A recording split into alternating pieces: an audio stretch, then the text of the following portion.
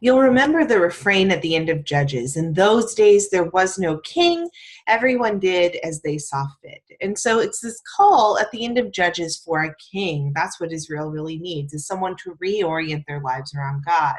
Well, when we turn to 1st and 2nd Samuel, we find that Israel is finally going to get a king. Judges really sets us up for that in a nice way.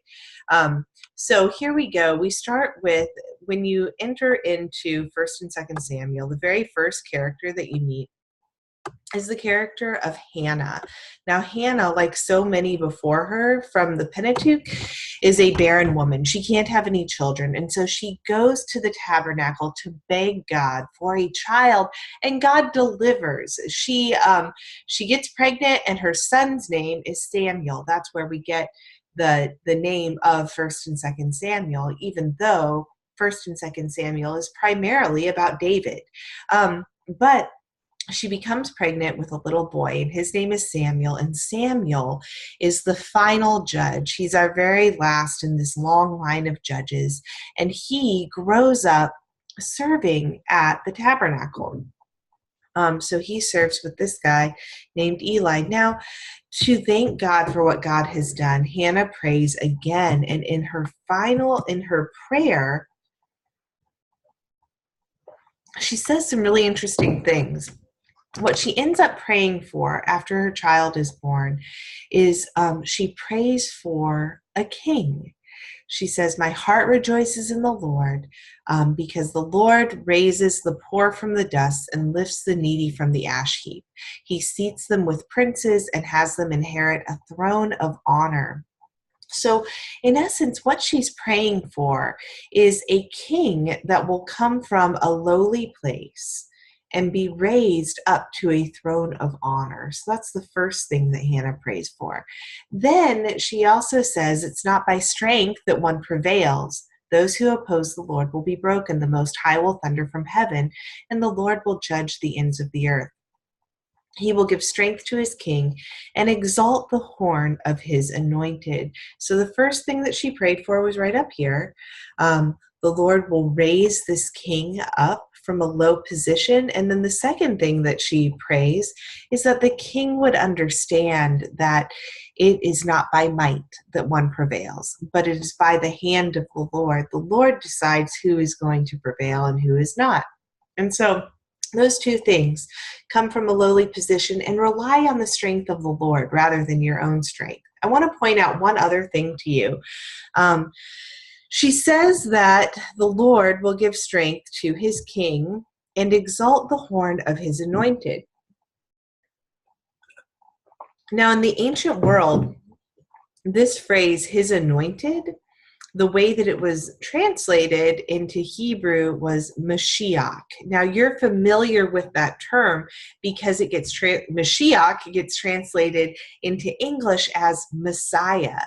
Messiah was, it simply means anointed one. Christians tend to associate Messiah with Jesus. But in the ancient world, that wasn't necessarily the case. Messiah simply meant anointed one, and an anointed one was always the king.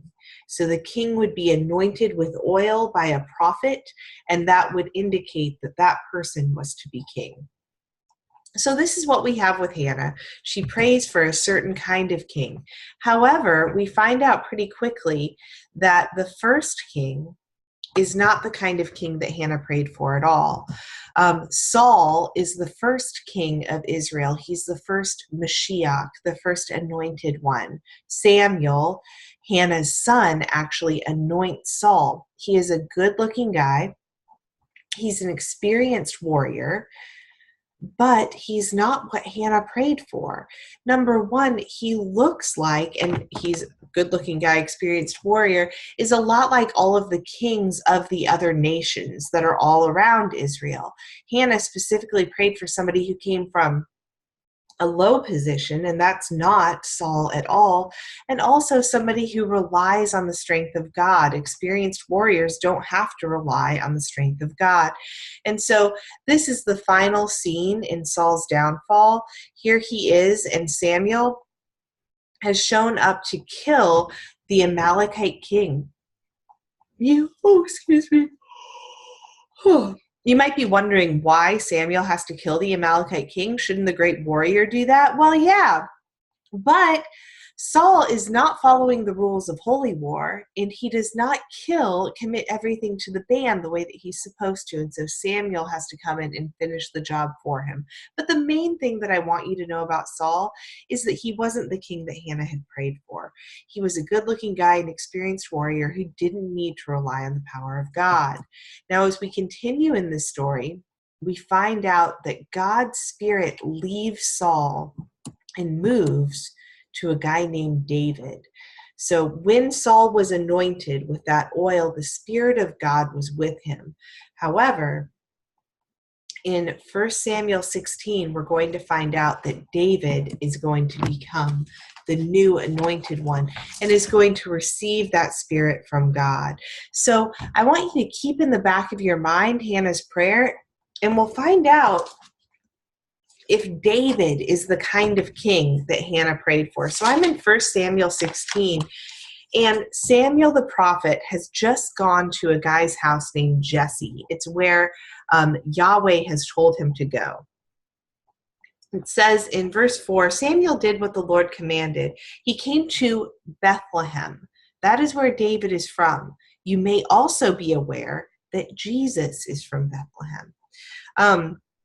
He came to Bethlehem, and he goes to the house of Jesse in Bethlehem. And I'm going to pick up at verse 6. And he's told Jesse, the dad, the father of the house, I need to anoint one of your sons as king. And so Jesse says, well, great, let's do it. Sorry, I've got kind of a sore throat, so I keep drinking water. So he brings out his oldest son. So all of the sons come out, and Samuel looks at, I'm in verse 6, looks at Eliab and thought, surely the Lord's anointed is now before the Lord. But the Lord said to Samuel, not this one. And this is really important. The Lord says, don't look at his appearance or the height of his stature, because I've rejected him. For the Lord does not see as mortals see. Mortals look at the outward appearance, but the Lord looks at the heart. So yet another indication that kind of goes along with Hannah's prayer, that it's not by might that one prevails, but it's by the state of your heart, understanding that God is in control. Then Jesse called Abinadab and made him pass before Samuel. He said, neither has the Lord chosen this one. Then the next one passes, and the next one. And then by verse 11, Samuel says to Jesse, are all of your sons here? And Jesse says, there remains yet the youngest, but he's keeping the sheep. And Samuel said to Jesse, send and bring him, for we will not sit down until he comes here. And he sent, and he brought him in. Now, he was ruddy. That means kind of like reddish, like red hair too, reddish skin and red hair, probably, with beautiful eyes and handsome. The Lord said, rise, anoint him, for this is the one. Then Samuel took a horn of oil and anointed him in the presence of his brothers, and the Spirit of the Lord came mightily upon David. And from that day forward, and Samuel went back to his hometown.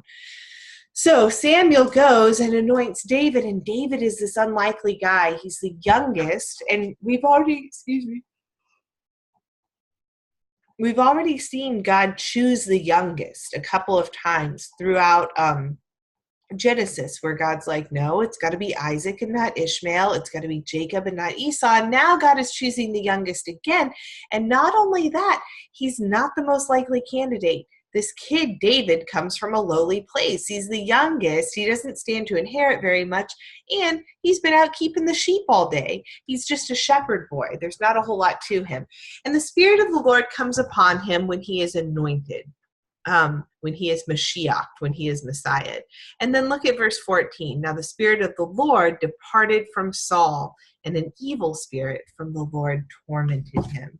So this is where we see kind of a changing of the guards. Finally, Saul didn't work out. Saul was not a great king, but bring in David, and David is the kind of king that Hannah has prayed for because he comes from a lowly place. Now, turn over to chapter 17 with me, and we're going to find out more about this kid, David. I wish I could show you this YouTube video, but I can't because I think it's copyrighted, and I think they'll ding me for it. So I'm not going to play it, but I will. I'll put it on our website. I think they'll allow me to do that.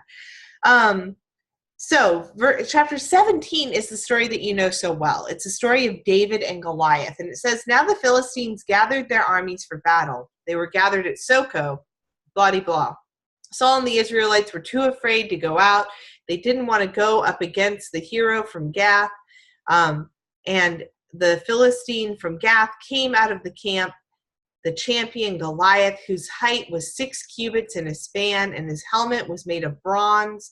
And he was armed with coat of mail and 5,000 shekels of bronze. He had greaves of bronze on his legs and a javelin of bronze slung between his shoulders. The shaft of his spear was like a weaver's beam, and the spear's head weighed 600 shekels of iron, and his shield bearer went before him. He stood and shouted to the ranks of Israel, why have you not come up for battle? Am I not a Philistine, and are you not the servants of Saul? Choose a man for yourselves and let him come down and fight me. If he's able to fight and kill me, then we will be your servants. But if I prevail against him, then you will serve us. And the Philistine said, today I defy the ranks of Israel. Give me a man that we may come and fight together. When Saul and all Israel heard these words that the Philistines said, they were dismayed and greatly afraid. So no one is brave enough to go up against him because they are all relying on their own strength. Now David, the son of an Ephraimite of Bethlehem in Judah, named Jesse, who had 8 sons, we've already met them, he decided that he was brave enough to go and fight this guy, which is wild. And so the story carries on, and finally David says, I'm going to go fight this Philistine. He's just a young man at this point. Turn over to verse 41. The Philistine came and drew near to David with his shield bearer in front of him. When the Philistine looked and saw David, he disdained him, for he was a youth, ruddy and handsome in appearance. The Philistine said to David, am I a dog that you come at me with sticks? Because David only has a sling and a stick. Interesting. And the Philistine cursed David by his gods. The Philistine said to David, come to me, and I will give your flesh to the birds of the air and the wild animals of the field. So he's trash talking. He's like, I'm going to kill you, and a bunch of birds, a bunch of vultures are going to come and eat you.